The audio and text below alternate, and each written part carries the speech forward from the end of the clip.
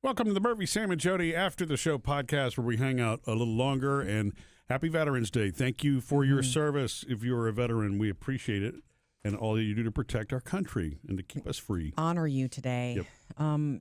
If you are listening to this podcast while exercising or walking, and I feel you because I do often have earbuds in when walking. And I've been going on 45-minute to an hour-long walks lately. And I normally have something right in the ears. And when it starts to get dark, if it's in the evening, it starts to get dark, I'll take one out and stick it in my pocket just so that I can, I don't know. Is it still true crime podcast? Sometimes it's true crime. Yeah. It keeps being about the husbands wanting to kill the wives. I guess because if that's, I know every single podcast, I'm skipping them because it's like, my gosh. You know, Murph, if you ever... Need some ideas? You ever just get tired, we could just talk about separating.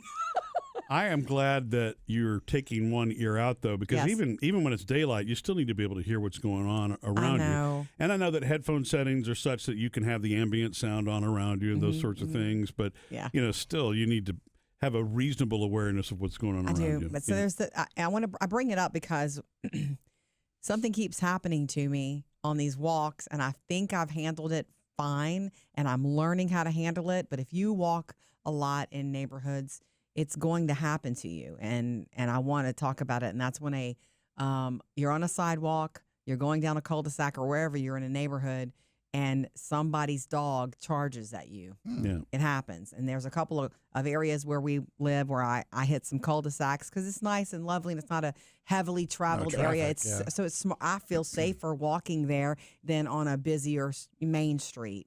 So I'm walking, I'm listening to the true crime or whatever, and it's happened a lot lately. A barking dog is out of the gate charging at me. And I'm a dog person. And actually, it happened twice this weekend, once on Saturday and once on Sunday. It was so funny that it happened. Same dog? No. Same area of the, and both times the owner came out after, I'm sorry. He's sweet. He's nice, but still barking and charging at me. And so, but I am a dog person. And so I literally I know some of the tricks. I had forgotten some, so I looked them up. I know to stick my hand down and let in a fist and let them smell me. Like, it's okay. But I know to remain calm because dogs are super in tuned to our energy. Okay? So that's something to remember. Remain calm. You're supposed to avoid eye contact. Did you know that? Oh. No, I didn't know that. If you can. Well, I guess because they could see that as a sign of intimidation or something like that. Are you being aggressive with them? Yeah, right. The only thing is, that works great with small dogs. Do you really want to be sticking your hand out for a big one? There was a big one that charged me on Saturday. Yeah. A big one, and he was just defending his property, right? I turned the corner, and I was near, and that gate is normally closed. And his dad had just let him out and opened the gate, and he charged at me and barked at me. But when he was up on me, he didn't do anything but smell me. So I remained calm. I did not do any eye contact with him, but with his owner, I did. He was like, "Oh, I'm sorry." And I'm like, "Oh, no, he's barked at me a lot. It's time we met, you know." Yeah. I was nice about it. But I looked it up. After that happened, I looked it up. Yes, remain calm. Do avoid eye contact. Stand sideways to the dog if you can. Also, to seem less intimidating. Yeah. Murph. And slowly back away. And the last thing is, do not make any sudden movements. That's not when you want to go, hey. You don't do that. Yeah. Don't scream. There's nothing in there like in the cartoons, just lay down and play dead. I wouldn't lay down. I wonder, because then the dog is above you. So I wonder if you should carry snacks. Oh, whoa. I mean, I don't know if that would be something that would work, or that would guarantee the dog will always come chase see you. Me. Not chase you, but maybe come see you every time you're there because you've got food.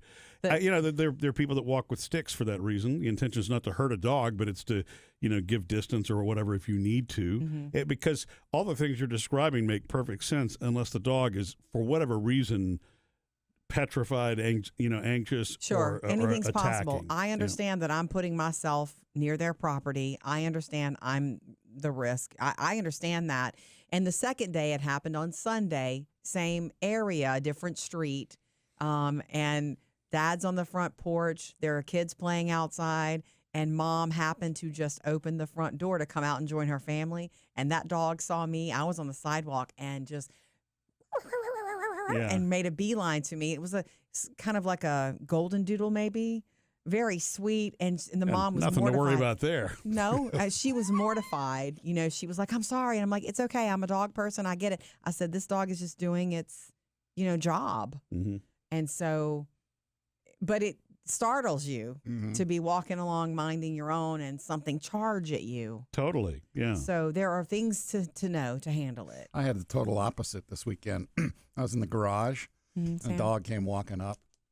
It was about 8 inches long, 6 inches high. Oh, really? A toy dog? Yeah. So I reached down and he, ran away. So I went and sat in a chair in the garage. And then he came walking up. And I picked him up. And I was like, was he a stray? Well, he had a chain, he had a necklace on, and he had the little stuff on there. Yeah. There was a split second where it's like, It's called a collar. No. Yeah. Go ahead. Doggy necklace.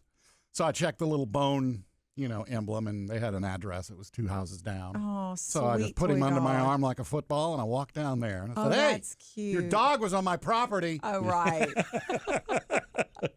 Anyway, I just wanted to pass that along because if you are also walking for your health, for your mental health, man, it's like my favorite part of the day when I just let everything go. Sometimes I don't listen to podcasts. Sometimes I just listen to nature or whatever or music.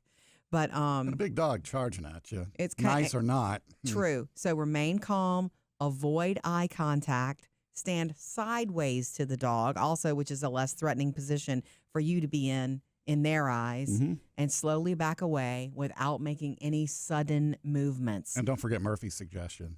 Oh, bring snacks? Look, that could be a really bad idea. I don't know about that. Some of the things that you described, it's interesting how some of them are the opposite of what you do when you're dealing with not a human chasing you, but it's making eye contact is key. For people and social interaction. And then when it comes to conversations, for me, this is a work thing. You were talking about the dog, not facing the dog, but facing away or lining up sideways. Is that what you said? Yeah, right, with the dog. That's something that you do in meetings where you want somebody to be comfortable. And you don't want it to be intimidating because you're across a desk from somebody, facing somebody. You go sit side by side. Yeah, you go sit in, side by side or sit on the same side of the room. Oh, it's a management trick. Well, it's not a trick. These aren't. It also works on dogs. A trick. Thanks, Murphy. Missed any part of the show? Get it all on the Murphy, Sam, and Jodi podcast.